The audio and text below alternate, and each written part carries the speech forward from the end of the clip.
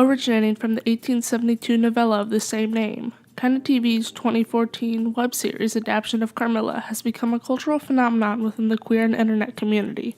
This unprecedented success of the web series has gone on to generate an entire transmedia franchise.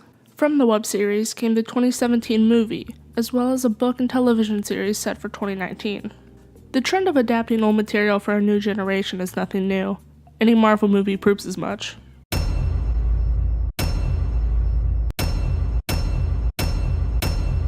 But the Carmilla franchise offers interesting negotiations on the theoretical ideas of queerness, ghosts, and agency that many other adapted franchises simply cannot. However, decisively moving the main canon of the franchise across multiple formats raises questions such as, what effect does this shift have on the franchise as a whole? With that question in mind, this is where we begin our analysis.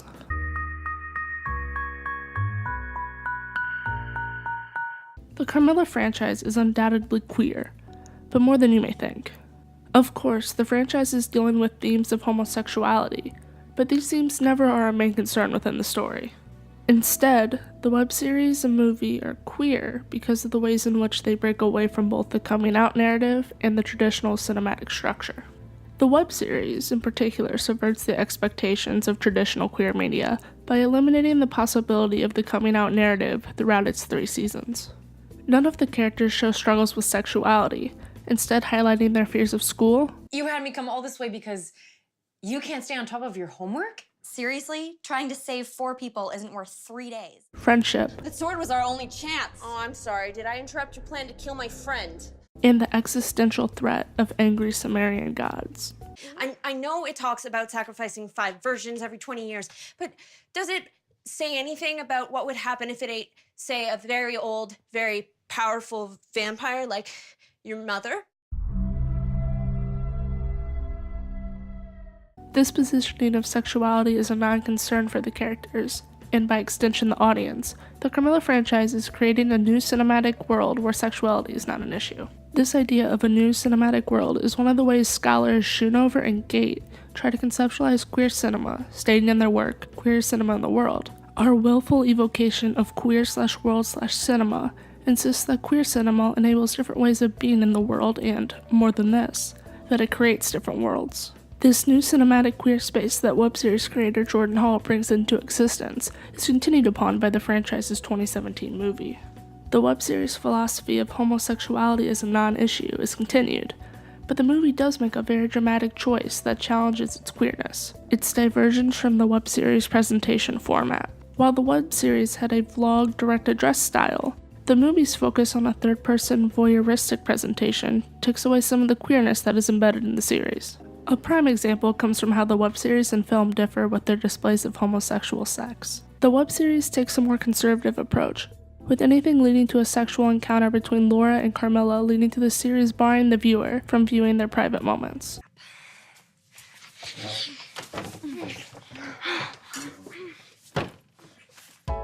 But the movie takes a different approach.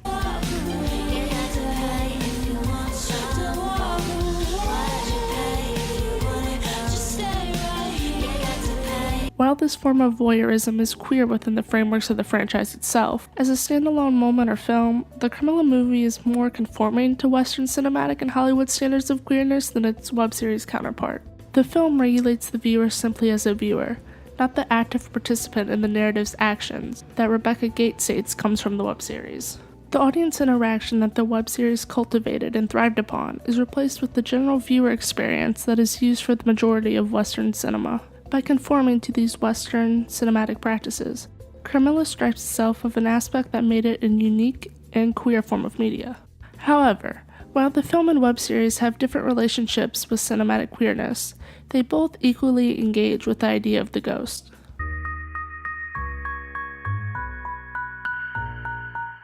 The idea of the ghost is an integral part of the core storylines between the franchise's main protagonists, Laura and Carmilla.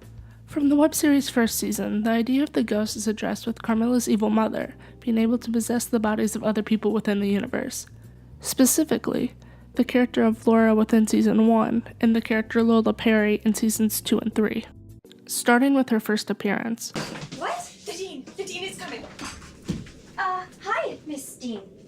Can we help you? I'm here to speak with Ms. Karnstein. Who?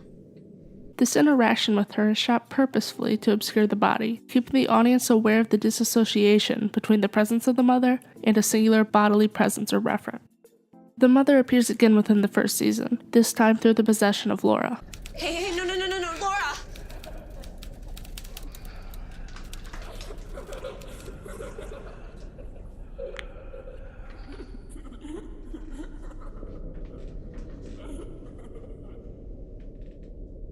Mother.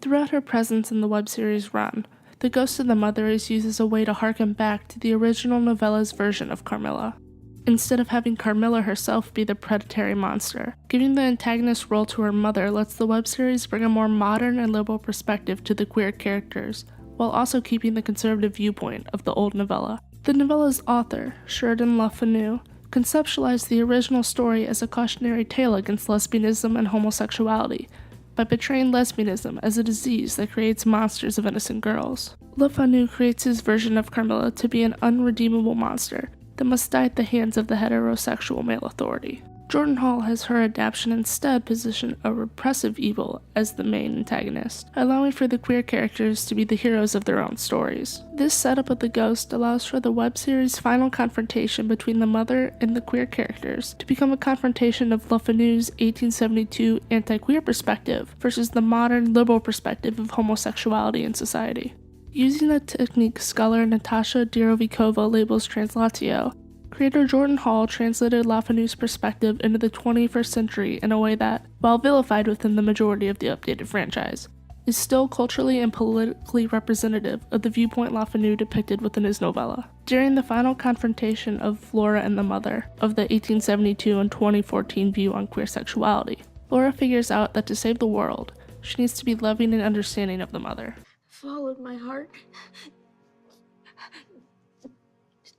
Took a chance that she was like us. Scared and afraid and broken. This resolution lets Hall acknowledge the humanity and desire that underlines both ideologies, but ultimately gives the viewer the impression that the 2014 view of homosexuality, the one that is accepting of all in society, is the preferred point of view. The Carmilla movie also deals with ghosts, but its ghosts deal less with the political and social adaptation that took place, and instead focus on the story elements that have been imported and reimagined from both the novella and the web series. The ghosts of the movie are the victims of Carmilla's past, who she seduced and sacrificed to her evil mother within both the novella and the web series. These ghosts make Carmilla face the dilemma of either regaining her lost humanity or being relegated to being a vampire forever. One ghost in particular, named Dell, is the vengeful ghost of the original Laura within Le Fanu's novella. One way the movie handles this situation is by having some of the dialogue translated word for word from the novella, something they have generally avoided within the web series. For example, the web series adapts the novella's quote of, "I have been in love with no one and never shall, unless it should be you," with the more modern take of, "That in more than a century, you're the only person I ever found worth saving." while the movie goes for a straight adaptation. Girls are caterpillars while they live in the world, to be finally butterflies when summer comes. But in the meantime, they're grubs and larvae. The different ways that the web series and film interact with these ideas of the ghost and queerness lead us into our final point of analysis. The different ways that the Carmilla franchise portrays its story and characters from the web series to the film drastically changes the power dynamics between and the agency of the viewers and the characters.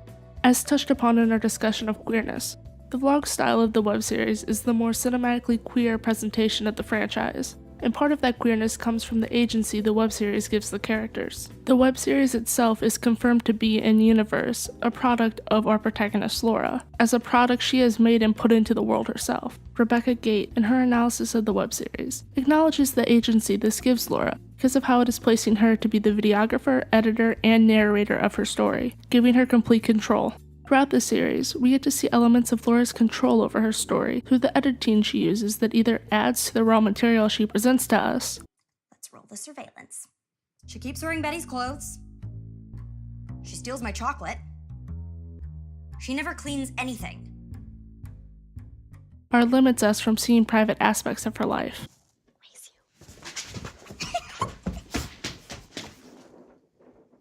This positioning of the character above the viewer takes the viewer out of the position of power. The viewer can no longer have an omnipresent view of situations, instead only getting to know information that the characters themselves already know and allow us to know. The movie, on the other hand, decides to put the viewer into the power position. Here, the viewer is given access to the omnipresent perspective of the story. We, as the viewer, are allowed to jump location within the same temporal time frame and get different characters' perspectives and whereabouts, without the characters themselves explicitly giving us permission to acquire this information. This elevated status to the unbound voyeur gives the viewer all the power in the character-viewer relationship, instead of giving characters a say in how they prefer to be viewed. Another part of this difference in agency comes from the response these different modes of media evoke from the viewer.